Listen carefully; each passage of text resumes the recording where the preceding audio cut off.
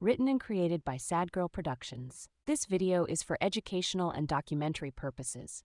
All information is sourced from publicly available news archives. No claims are made beyond the information publicly released by law enforcement or the media. Before his name appeared on FBI wanted posters, before the U.S. Justice Department compared him to a modern-day Pablo Escobar and billion-dollar cocaine pipelines, Ryan Wedding was something entirely different.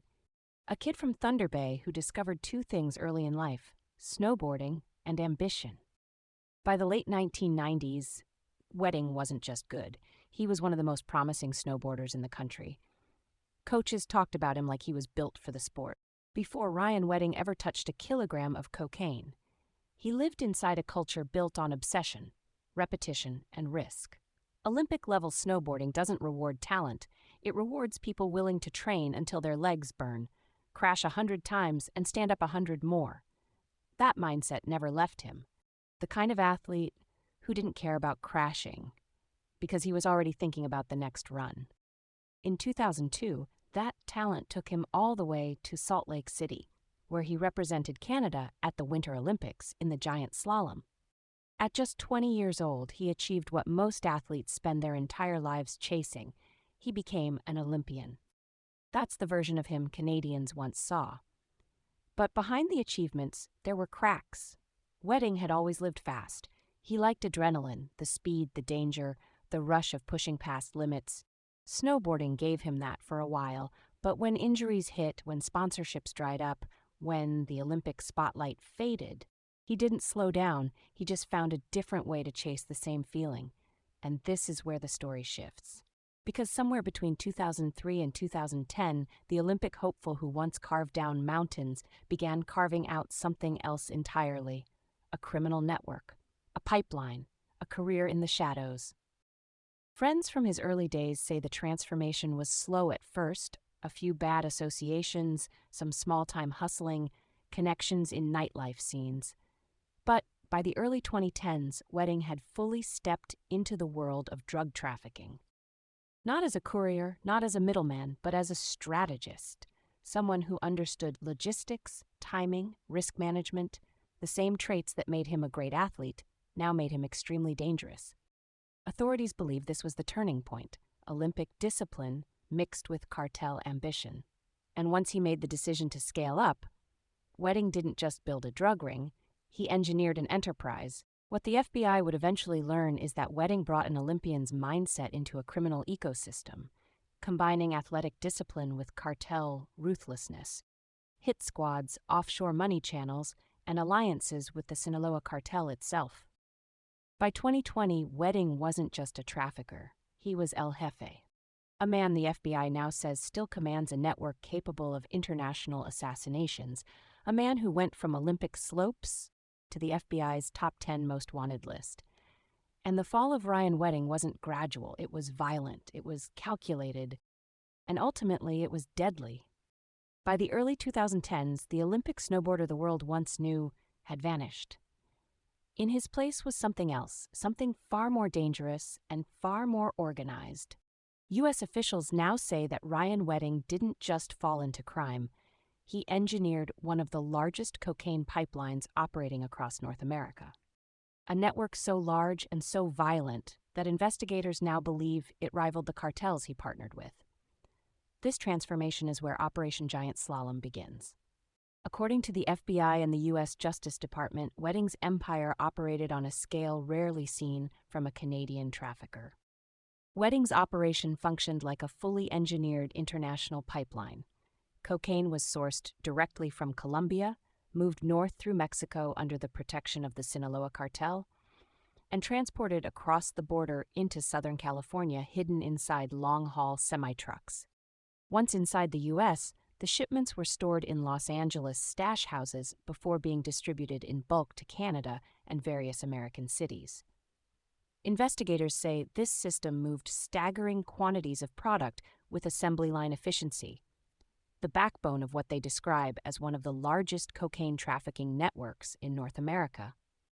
Prosecutors say Wedding's network wasn't just moving cocaine, it was moving massive quantities, According to ABC News, the organization funneled roughly 6 metric tons of cocaine into Los Angeles every year, using a steady flow of shipments that operated like clockwork. RCMP Commissioner Mike Duhem went even further during the DOJ press briefing, estimating that the enterprise generated over $1 billion annually. This wasn't street-level dealing or a scattered smuggling crew. It was industrial-scale trafficking, a billion-dollar supply chain built on logistics, encrypted communication, international contacts, and when necessary, violence. The indictment portrays Wedding as a figure who didn't merely coordinate drug shipments, but enforced the rules of his empire with lethal precision. U.S. officials allege he ordered a series of murders across Ontario. This includes a November 20, 2023 triple shooting in Caledon, where 2 innocent visitors from India were killed, and their daughter was shot 13 times but survived. The May 18, 2024 killing, reportedly over a drug debt, and the April 1, 2024 assassination involving his alleged second-in-command Andrew Clark and associate Malik Cunningham.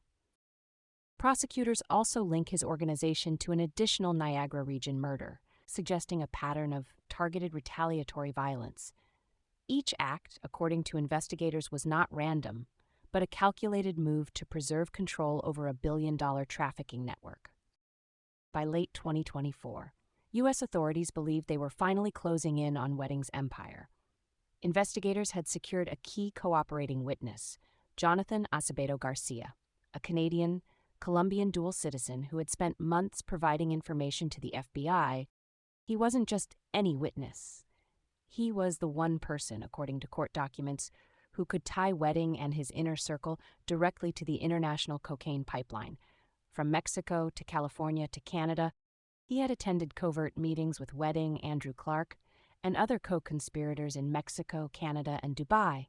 His testimony was supposed to dismantle the empire, and Wedding knew it. According to U.S. prosecutors, Wedding believed that if Acevedo Garcia was eliminated, the federal case against him would collapse.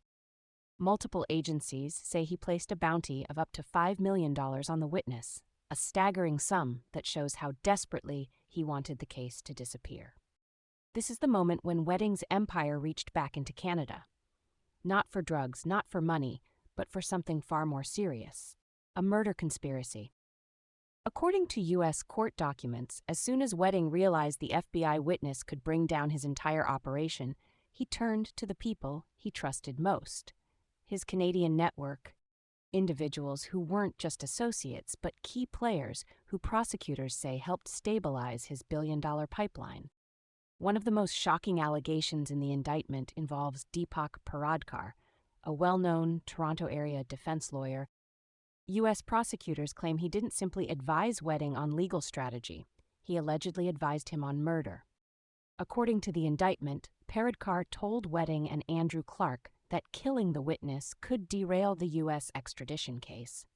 Prosecutors say he provided insider guidance, privileged legal documents, and strategic advice designed to benefit the enterprise. He allegedly allowed members of the organization to secretly listen in on conversations protected by attorney-client privilege, conversations involving some people Ryan Wedding was considering eliminating. In the words of the U.S. Treasury Department, he violated the trust of his clients and the ethics of his profession. This wasn't just another lawyer for the enterprise. This was someone prosecutors say used the courtroom as part of the criminal toolkit. Then there was Gursewak Singh Bal, the co-founder of a Canada-based website called The Dirty News. Prosecutors allege that Wedding paid Bal to weaponize the website, transforming it from a gossip platform into a targeting tool. According to the indictment, Bal allegedly posted photographs of the federal witness online so the killers could locate him. Not only that, the DOJ claims Bal accepted payment to not publish information about Wedding, essentially shielding him from public exposure while helping expose the witness. The FBI later seized the website entirely, describing it as a digital tool used to facilitate murder. Bal is now in custody, facing extradition to the United States. In the end, the murder of Jonathan Acevedo Garcia didn't silence the case against Ryan Wedding. It ignited the largest transnational manhunt involving a Canadian in modern history. And as investigators closed in on his inner circle, one truth became impossible to ignore. The empire wedding built was far bigger, far darker, and far more deeply rooted in Canada than anyone ever imagined. Thanks for watching or listening to this episode from Sad Girl Productions. More stories are available on the channel.